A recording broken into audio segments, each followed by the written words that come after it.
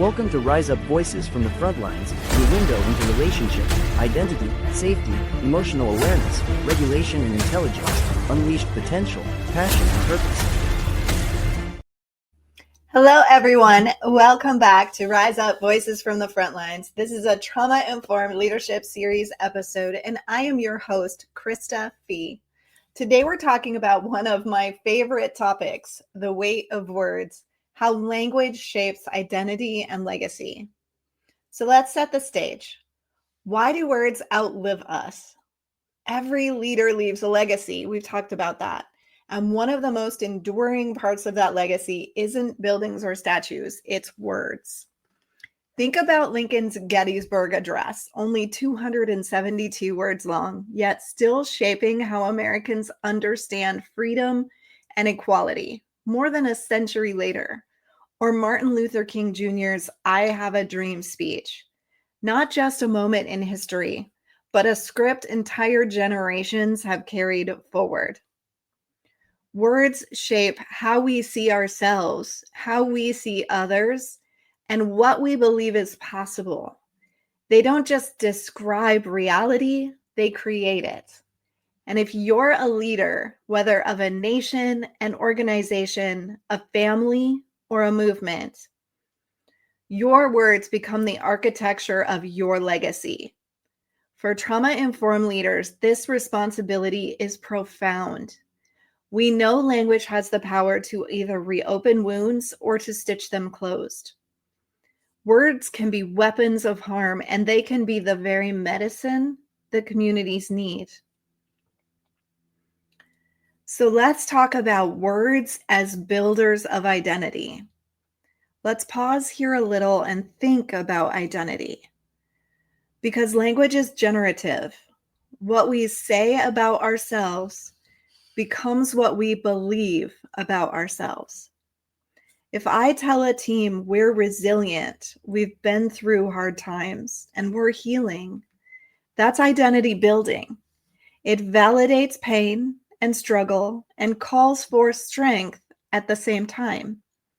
But if I tell the same team we're broken and will never be the same, I've planted the seeds of despair. Even the smallest words matter. The difference between but and is absolutely transformative. We've been hurt, but we're healing. That but cancels the first truth. It says forget about the wound and move on. We've been hurt and we're healing. That and allows both truths to stand. Pain is honored and hope is real. That's trauma-informed language. It's integrative, not dismissive. And when you lead with that kind of integrity, you model what it means to embrace both the wound and the growth without forcing people to choose between them. Let's talk about agency in language.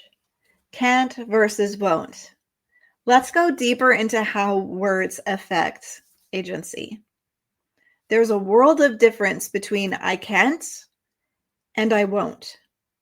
When someone says I can't forgive, they've surrendered their agency. They've cast themselves as powerless. But when they say I won't forgive right now, they've kept their dignity. They're acknowledging choice, even if it's not the choice that someone else wants them to make. As leaders, how we model this distinction matters. If we slip into can't language, we invite helplessness. If we frame choices as won't, we affirm power. This doesn't mean minimizing difficulty. It means grounding people in the truth that choice always exists, even in the smallest form. For trauma survivors, that subtle reminder can be the difference between spiraling into powerlessness and reclaiming the rights and empowerment of deciding. So let's talk about hypnotic language, influence with integrity. Here's something I want to lean into because it often gets misunderstood. Hypnotic or influential language. All leaders use it. The question is whether they use it with integrity. Mike Mandel, whose work in influence and hypnotic communication has influenced modern coaching, talks about how the brain responds to rhythm, framing, and suggestion.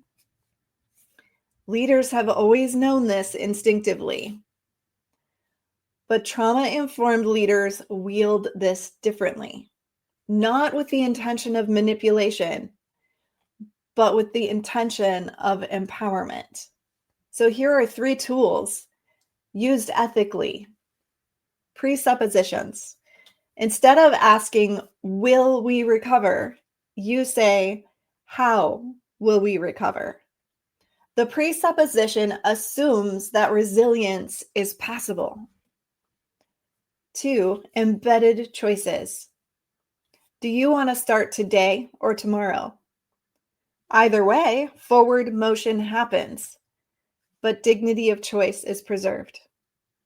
And 3, future pacing. Imagine yourself a year from now, looking back at this moment.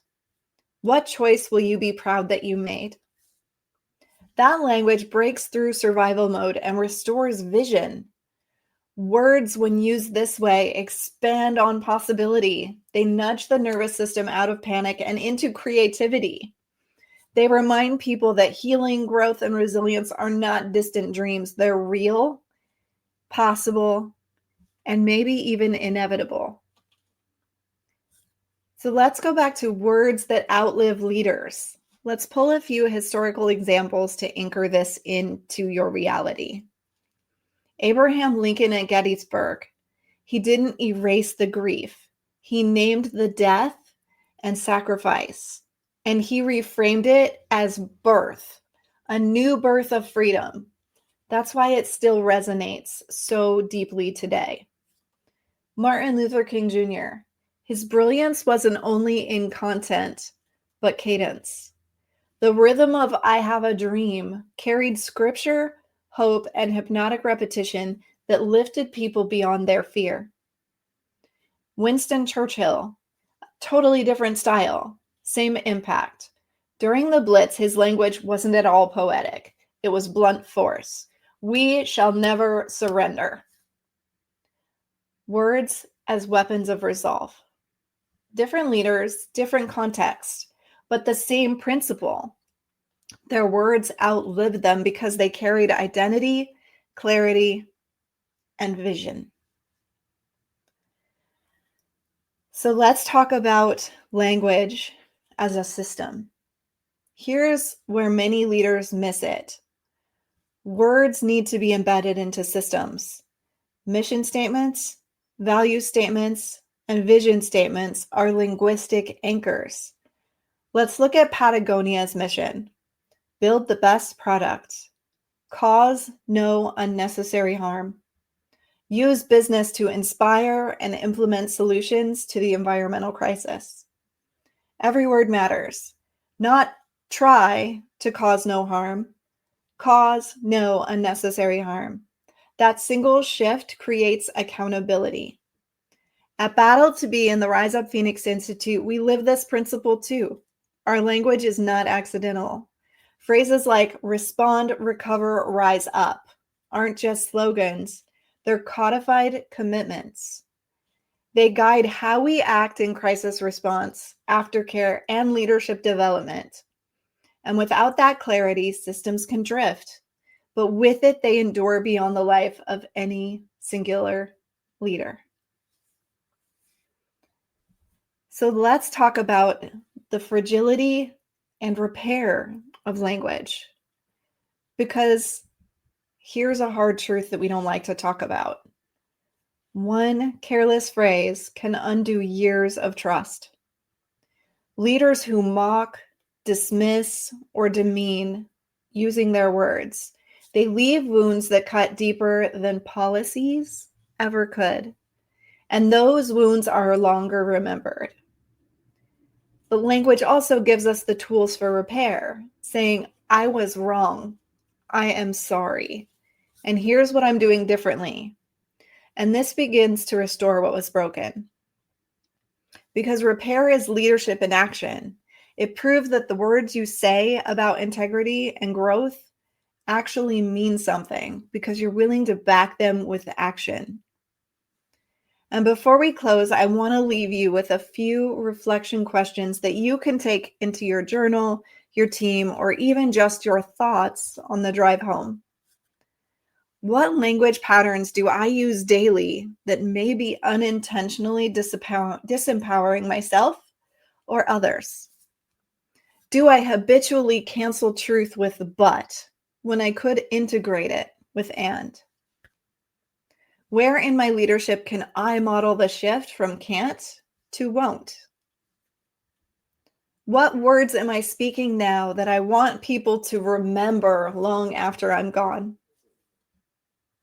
What repair do I need to make with my words before moving forward?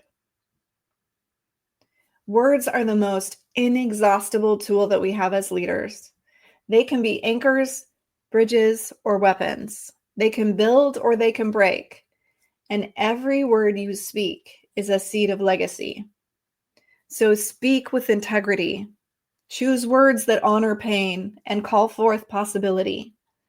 Let your language be a beacon, steady, consistent, and life-giving. This is Krista Fee reminding you to rise up out of the ashes of your experiences and live and lead your life on fire. Join me in the Rise Up Trauma-Informed Leadership course and community, or have me come give your organization a custom training. Some qualify for IACET CEU credits. Book a free consultation to discuss how Rise Up can transform your life, family, organization, or community. Become a Rise Up Hero sponsor to provide mental wellness and crisis response resources for those who serve country and community. Join us in the Rise Up movement today.